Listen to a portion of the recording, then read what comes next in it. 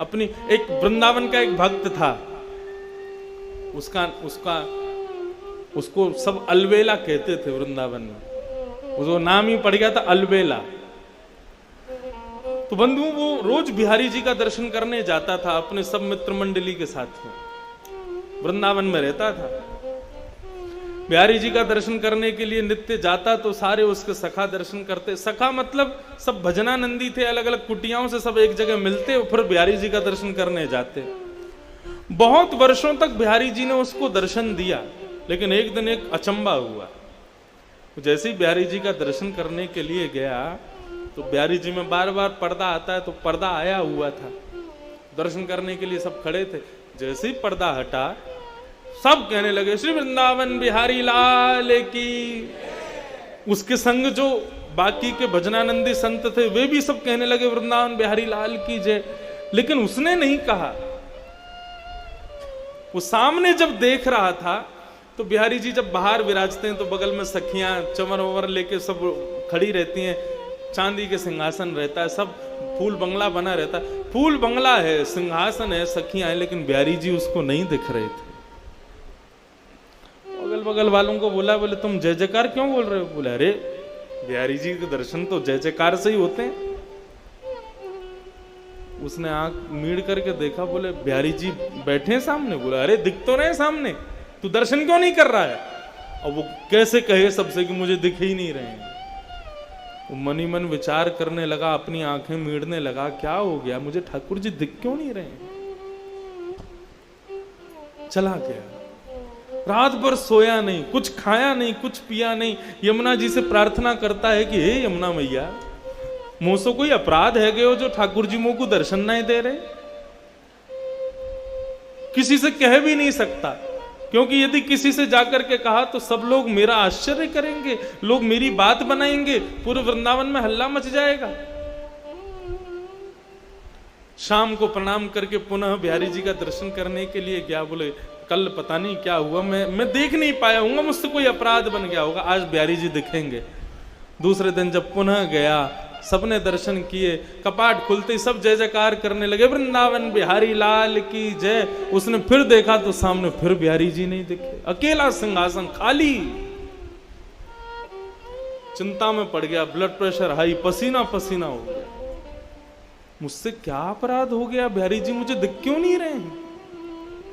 किसी को पता ना चले तो उनसे बड़े अलग ढंग से पूछता है, बिहारी जी की पोशाक बड़ी सुंदर है ना? तो बताते हैं हाँ आज तो पीली पोशाक पहनी है, हाँ देखो कमल की माला पहनी है, बिहारी जी का मुकुट कितना सुंदर लग रहा है, बिहारी जी की सुंदर देखो क्या छटा दिख रही है, गाल ऐसे चमक रहे हैं। सुन करके रोने लग जाता, बोले मुझे क्यों नहीं दिख रहे हैं? रात भर नहीं सोया, 2 दिन हो गए, ना सोया ना खाया ना पिया, कुछ नहीं, बस इसी चिंता में है कि बिहारी जी मुझे दर्शन क्यों नहीं दे रहे। तीसरे दिन सुबह वृंदावन परिक्रमा लगा करके आया, यमुना स्नान किया, ब्रजवासियों को प्रणाम करने लगा। अरे कोई अपराध हो गया हो तो हे बिहारी जी क्षमा करना। अपनी दोनों उंगलियों को मीड़ करके आज एक बार अपने ऊपर विश्वास करके तीसरा प्रयास करता है, आज यदि बिहारी जी दिख गए तो ठीक, नहीं तो प्राणों का त्याग कर दूंगा। जैसे ही मंदिर में प्रवेश किया, कपाट खुले, सबको बिहारी जी दिखे, उसको नहीं दिखे। तत्क्षण निकल गया। यमुना जल में अपने प्राणों का परित्याग करने का मन बना लिया। बोले जिस देह को बिहारी जी नहीं दिख रहे, उस देह को जीवित रख के क्या फायदा? जिस देह से, जिन कानों से कथा नहीं सुन सकते, जिन आंखों से दर्शन नहीं कर सकते, जिन नाक से ठाकुर जी के चरणों की सुंदर सुगंधी नहीं ले सकते, जिस जीभ से ठाकुर जी का प्रसाद नहीं पा सकते, जिन पैरों से प्रदक्षिणा नहीं कर सकते, उस देह का मतलब क्या है रहने का? निकल गया। बोले आज प्राणों का परित्याग कर दूंगा। यमुना के किनारे जाकर के बैठ गया। हे यमुने मैया कृपा करो, मुझसे कोई अपराध है गया? मुझको याद है मैंने ऐसो कछु ना कियो, जाके भाव से ठाकुर जी मुझको दर्शन नहीं दे रहे हैं। यदि मेरा कोई अपराध है, बिहारी जी मुझको दर्शन नहीं दे रहे हैं, तो या दर्शन ना देनो तो एक प्रकार से मेरा वध के समान है, मैं आज अपने प्राण त्याग दूंगा। यमुना जल में प्रवेश करने लगा अपने प्राणों के परित्याग के लिए। तभी एक व्यक्ति वहां पर आया, उसको कुष्ठ रोग हो गया था, उसको एक रोग हो गया था, उसके पूरे शरीर पर, पूरे अंग पर, पूरे मुख पर दाने हो गए थे। उस व्यक्ति ने आकर कहा, अरे महाराज रुको, अपने प्राण मत त्यागो, यदि तुम चले गए तो मेरा बहुत बड़ा घाटा हो जाएगा। बोला तुम्हारा क्या घाटा होगा? बोले बाहर तो आओ, मेरी बात तो सुनो। वो बाहर आए, उन्होंने कहा क्या बात है, क्या कहना चाहते हो? बोले महाराज मेरे को एक त्वचा का रोग हो गया है। बोले अच्छा, तो इसका इलाज करवाओ, मुझसे क्यों पूछ रहे हो? बोले कि मैंने इलाज करवाया लेकिन मेरा ये दूर नहीं हुआ। मैं वृंदावन आकर के रहने लगा, तभी एक संत ने मुझसे कहा कि भैया यदि तुमको अपना कुष्ठ रोग दूर करना है तो मैंने स्वप्न में तुमको देखा था, और स्वप्न में बिहारी जी ने मुझे प्रेरणा दी कि यदि मेरा भक्त अलबेला इसको कह दे, इसकी गुहार मुझसे लगा दे कि हे बिहारी जी इसका कुष्ठ रोग ठीक कर दो, तो ये ठीक हो जाएगा। अलबेला बोला ये कौन सी विचित्र बात बता रहे हो, तुमको रोग हुआ और मैं बिहारी जी से कहूं कि इसका रोग दूर कर दे, और बिहारी जी तुम्हारा रोग दूर कर देंगे? जो मुझे दर्शन नहीं दे रहे वो मेरी बात से तुम्हारा रोग कैसे दूर कर देंगे? बोले आपका क्या लग जाएगा, आपको केवल इतना ही तो कहना है बिहारी जी इसको ठीक कर दो, मैं ठीक हो जाऊंगा तो सब ठीक हो जाएगा, आप फिर जो चाहो वो कर लेना, इतना कहना ही तो है। उसने कहा ठीक है, तुम्हारी बात मान जाए तो बढ़िया है, मुझे तो दर्शन हो नहीं रहे बिहारी जी के। हे बिहारी जी मेरे से तो कोई अपराध हो गया, मुझे तो दर्शन दे नहीं रहे हो, लेकिन इस भक्त का भाव है यदि मैं कह दूंगा तो ये ठीक हो जाएगा, इसलिए मैं प्रणाम करके कहना चाहता हूं इस भक्त का कुष्ठ रोग ठीक कर दो।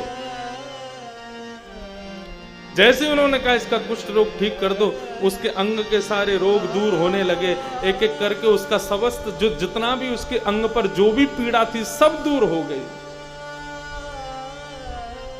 भक्त देख करके आश्चर्य करने लगा, मेरे को दर्शन नहीं दे रहे, 3 दिन से मुझे दर्शन जिनका नहीं हो रहा, वो मेरे एक बार कहने पर तुम्हारे रोग को दूर कर रहे हैं, मुझे समझ नहीं आ रहा ये हो क्या रहा है। इतने में सामने सांवरे सलोने श्री बिहारी जी महाराज प्रकट हो गए, प्रकट होकर के उसको दर्शन दे दिया।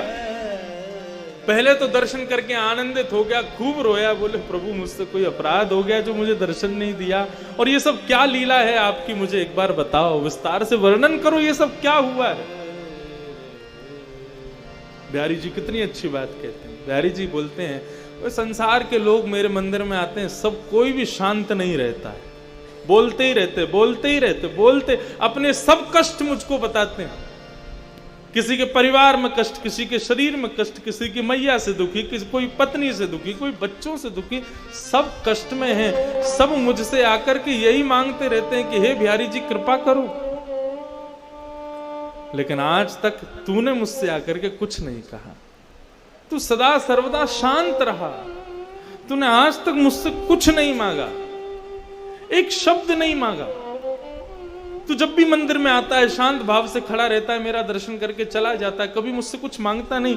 तू लोगों के मांगने से मेरे अंदर ऐसा भाव प्रकट हो गया, मैं केवल देना ही जानता हूं, उसके अलावा मेरे पास कुछ नहीं है। लेकिन अलवेला मेरे से आकर के कभी कुछ नहीं मांगता है, तो जो मुझसे कुछ नहीं मांगता ऐसे व्यक्ति को मैं दर्शन कैसे दूं? वो मुझसे कभी कुछ मांगता ही नहीं है, उसको दर्शन देने का तो मुझे अधिकार ही नहीं है, मुझे स्वयं पर एक ऋण जैसा लगता है तू कुछ मांगता नहीं है तो, क्योंकि संसार के लोग मांगते हैं, तू नहीं मांगता ना, इसलिए मुझे ऋण लगता है, ऐसा लगता है मुझ पर लोन चढ़ा दिया तूने, इसलिए उस ऋण से उऋण होना चाह रहा था मैं, इसलिए 3 दिन से भाग रहा था। ऋण मांगने वाले जब आते हैं तो ऋण देने वाला भाग जाता है, ऐसे ही तू रोज आता था तो मैं रोज चला जाता था कि इसका ऋण मुझ पर चढ़ा है, मैं कैसे दूर करूं उस ऋण को। लेकिन आज मैंने एक लीला करवाई, तू 3 दिन से रो रहा था मुझे दर्शन दो दर्शन दो, मैंने कि पहले तेरा ऋण चुकता होगा तभी तुझको दर्शन दूंगा। तो मैंने ऐसी योजना बनाई कि तेरे द्वारा कुछ तो मांगा जाए, तो इस कुष्ठ रोगी का कुष्ठ रोग दूर करने का भाव तूने मुझसे मांगा, तेरा ऋण उतर गया, मैंने तुझको दर्शन दे दिया। इसका मतलब दो भाव में हैं। इसका मतलब ये मत समझना कि बिहारी जी से तो हम कुछ मांगेंगे नहीं तो बिहारी जी अदृश्य हो जाएंगे, नहीं। अरे विचार करो, बिहारी जी के सामने जाकर के केवल शांत रहोगे, कुछ कहोगे नहीं, केवल बिहारी जी का दर्शन करोगे, अपने मनोभाव कुछ नहीं व्यक्त करोगे। शांत व्यक्ति ठाकुर जी को अति प्रिय है।